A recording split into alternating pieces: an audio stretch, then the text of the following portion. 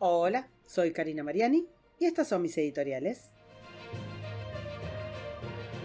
La editorial de hoy, La loca aventura de Mao en Canadá. Ha ocurrido un hecho pequeñito. El psicólogo, filósofo y académico e influencer canadiense Jordan Peterson ha sido sentenciado por un colegio profesional de una provincia de Canadá a hacer un tratamiento de reeducación, si es que quiere conservar la licencia que le permite ejercer su profesión en dicha localidad, a saber, Ontario.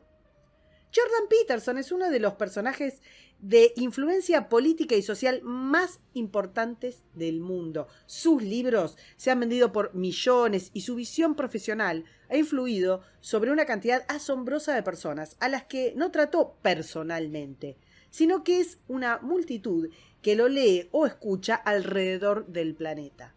Peterson goza de una holgada posición económica que no depende de su actividad en el consultorio y de un predicamento mundial que no está subordinado a las sentencias de un gris expendedor de licencias. Entonces, ¿quién es la víctima de esta sentencia?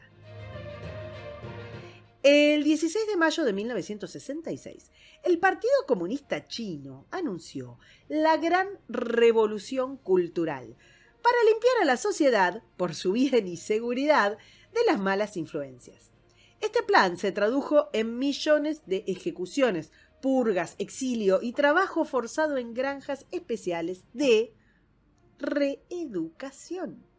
La Revolución Cultural buscaba dar fin a los 4 viejos. ¿Quiénes eran los 4 viejos? Las costumbres, la mentalidad, la cultura y los hábitos.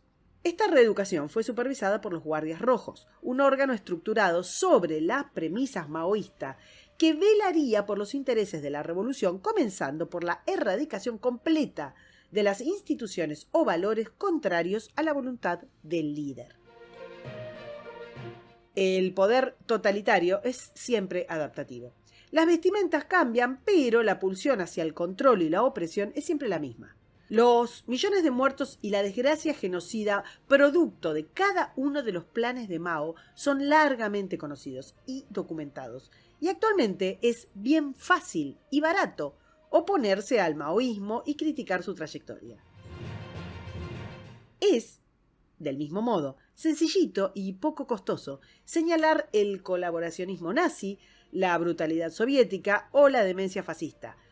Todos experimentos de poder totalitario perimidos. Por eso, Hitler, Stalin o Mussolini pueden ser abiertamente insultados desde cualquier púlpito, pero ¿qué ocurre si políticas y acciones del mismo tenor surgen del mismo centro de las democracias liberales? La reeducación que le pretenden imponer a Jordan Peterson surge, pues, del corazón mismo de lo que hace unos años supo ser un aspiracional de libertad: Canadá. Peterson viene siendo perseguido por sus opiniones desde hace años en su propio hogar, en su casa. Concretamente, desde que se negó a aceptar que el Estado le impusiera la forma en la que debía dirigirse a las personas según la autopercepción de éstas. Lo de Peterson fue un acto de libertad insignificante y, sin embargo, tan peligroso, que demostró que la dictadura progresista no resiste el más pequeño de los rasguños y que, ante la menor disidencia, entra en cólera.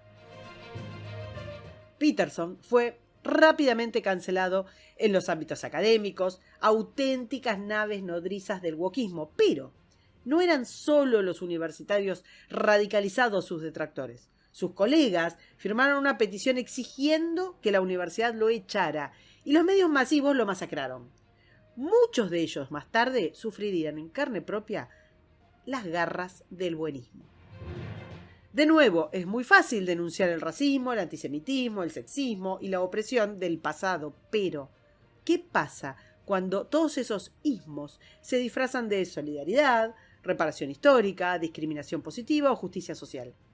El nuevo totalitarismo exige que se escuche exclusivamente su punto de vista y que, desde el Estado, se persiga penalmente a los disidentes, justamente en nombre del bien que dicen resguardar.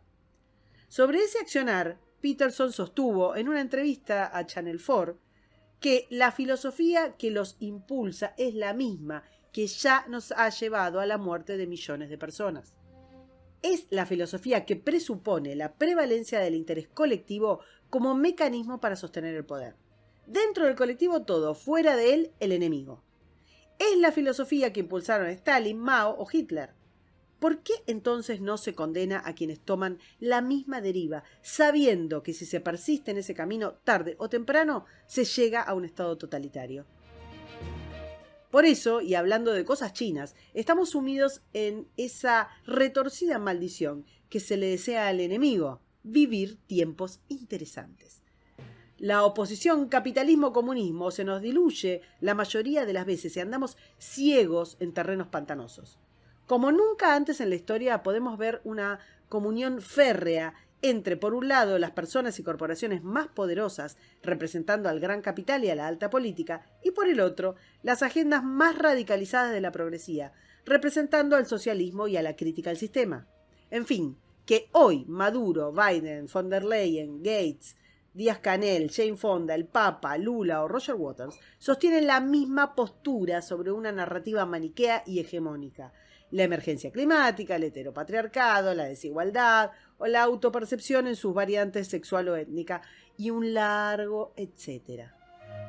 Este aguerrido caos ideológico no puede ser leído con las categorías centro-periferia o el tan telúrico países bananeros, países serios.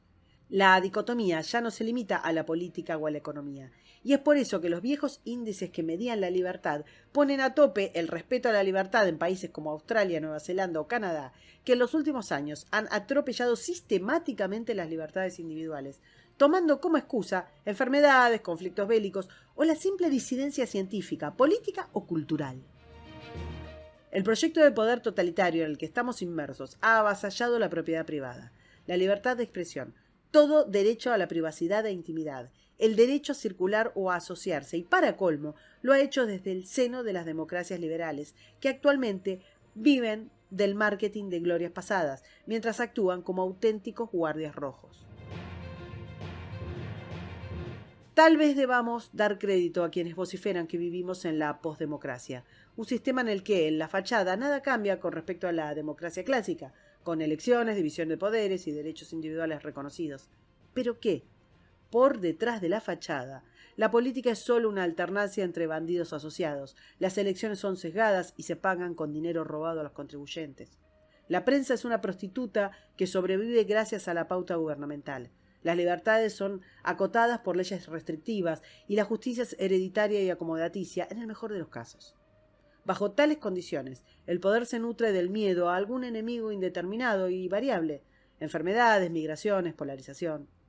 Pero las decisiones están en otro lado, guiadas por las agendas de corporaciones, índices de calificación moral como los DEI o ESG, organizaciones internacionales y estructuras tecnocráticas que no son alcanzadas por los límites del poder, pensados justamente para las democracias liberales.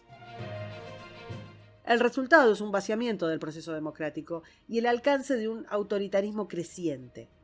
Eso es lo que vivimos durante la covidcracia, particularmente en Canadá, en Australia y en Nueva Zelanda. Sus gobiernos, en la fachada democráticos, se convirtieron en un falso guardián del adictivo paternalismo del estado de bienestar. La acción del Colegio de Psicólogos de Ontario es una muestra espeluznante de hasta dónde este totalitarismo está dispuesto a llegar. Que Peterson sea canadiense es una burla del destino. Una de las figuras más populares de la contrahegemonía progresista mundial es oriundo de un país que ha llevado la imposición woke a un extremo tiránico.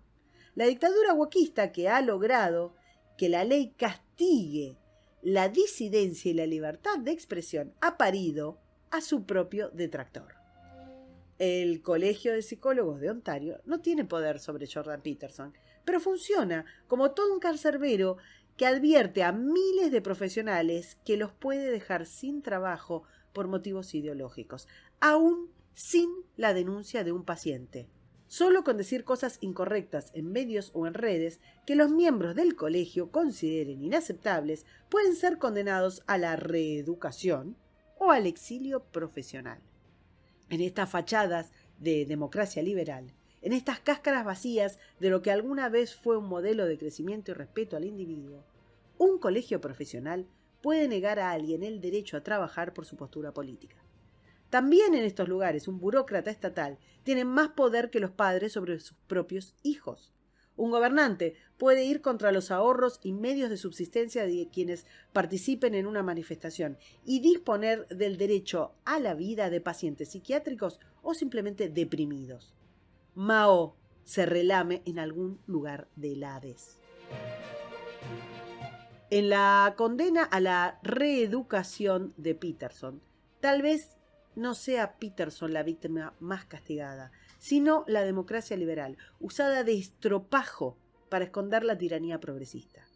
Si la prostitución de los mecanismos institucionales públicos y privados son un arma de adoctrinamiento y disciplinamiento ideológico, si la justicia responde solo a su propia supervivencia, permitiendo que el prevaricato, la desigualdad ante la ley y los estados de emergencia vayan contra las libertades individuales, si, en definitiva, la falsificación del sistema genera una insatisfacción que lo dinamite desde dentro, ya no serán necesarios grandes dictadores para someternos. Bastarán unas pocas leyes y unos grises burócratas arrastrados. La gran revolución cultural habrá tenido éxito. Para escuchar todos los editoriales, suscríbete, me gustealo, compartilo y nos vemos en la próxima. Muchas gracias.